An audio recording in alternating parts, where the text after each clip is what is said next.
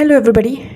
Today we're going to discuss something very interesting. So, I had put out a post on LinkedIn for an anonymous entry of sorts called Dear Manager, where I asked people to just put in their thoughts about things that they were holding against their manager. Could have been something in the past, could have been something in the present. And if they could have a one on one or maybe a real heart to heart chat with their manager, letting them know fully how they feel, certain things that they felt in the past, and maybe they felt that they were treated unfairly, what would they really kind of say? And it was an open space for them to talk to their manager and start the conversation by saying, Dear Manager. So, I'm going to start this series by reading out those messages. I have made it brief. I've gotten a lot of in depth messages, again, pouring their hearts out, which is exactly what I asked them to do. But I cannot read the entire thing. So, I've made it kind of brief. I've tried to hold back the essence of the writer as much as I could. The whole point of watching this video is if you are a manager, leader, founder, business owner of sorts, and you have a team or you have another person managing a team, this is very important to know because all of these feelings are feelings that your team members might also be having.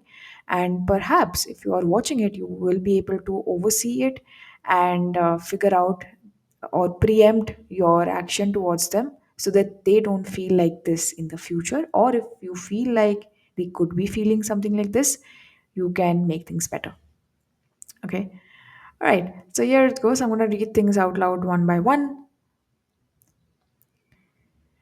Dear manager, I spent years here giving my best. I trained my junior. I even trained you. But what did it get me? She played office politics, whispered behind backs, claimed credit for work I did, and still you promoted her. Twice. Meanwhile, I stayed stagnant despite performance consistency ideas. I got no public recognition. When I was praised, it was always quietly, hidden. You celebrated her with team calls, emails, applause. Me, nothing. When I asked for fair task distribution, just fairness, you flipped the script. Suddenly, I was refusing responsibility. You misrepresented me, blamed me, punished me. I left the team not because I gave up, but because I was protecting my mental health. I needed to breathe again. Okay, so maybe if you are watching this and this is your story, let me know in the comments or let me know in the DMs on LinkedIn. But this was very heartbreaking to read, and we've often heard stories about office politics a lot. I'm sure bunch of us, at least once in our lives, have been part of office politics in certain sense. Maybe you have been a victim, or maybe you have seen how office politics play out most of the times, not in a very good way. So, if you are a manager, leader, founder, business owner, I want you to ponder on these three questions. Here's the first thing.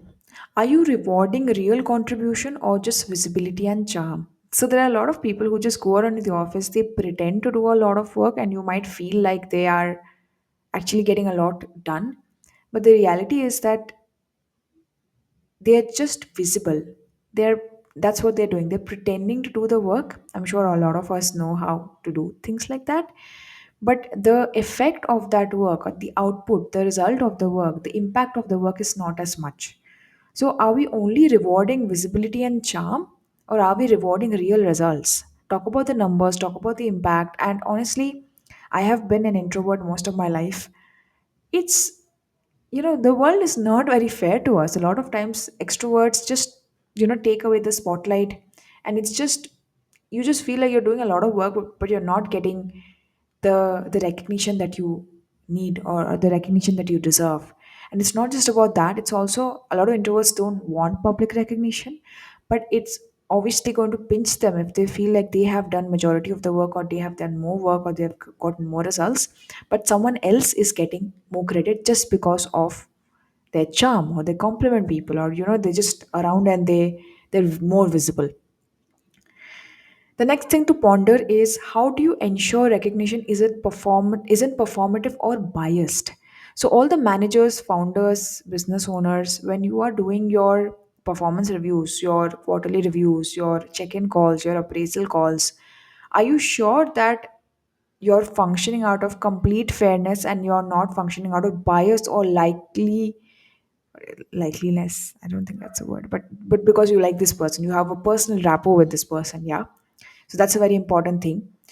So as an owner or as a founder, manager, leader, you have to figure out mechanisms to ensure that the performances are unbiased in nature, right? And the third thing for you to ponder about will be, would people in your team say that they feel seen and valued? Not just a few people that you gel well with, but everyone in your team.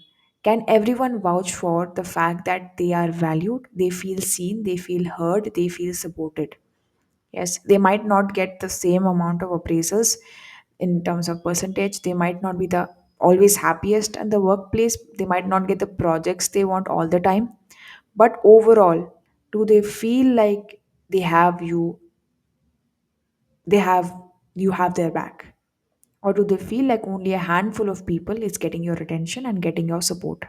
So this is something that you have to ponder, you have to think for yourself. If you are a leader, if you have another person who's managing team members for you, these are conversations that you should have with that leader and manager, right? So that's it for today. This was a very special series called Dear Manager. If you have a story like that, I have a link in the description. Please fill in your story. Your story will be completely anonymous, but using your story, I'm going to help people find a voice and also train other future or even current managers to not make the same mistakes and not let their team members feel that way.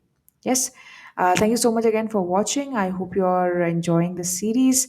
I would love for you to connect with me on LinkedIn if we are not connected already. I am also there on Instagram if you're a gram person. And of course, I do a lot of different events across cities. So if you want to check them out, that'll be great. You can go to www.humanize.in/events to do that.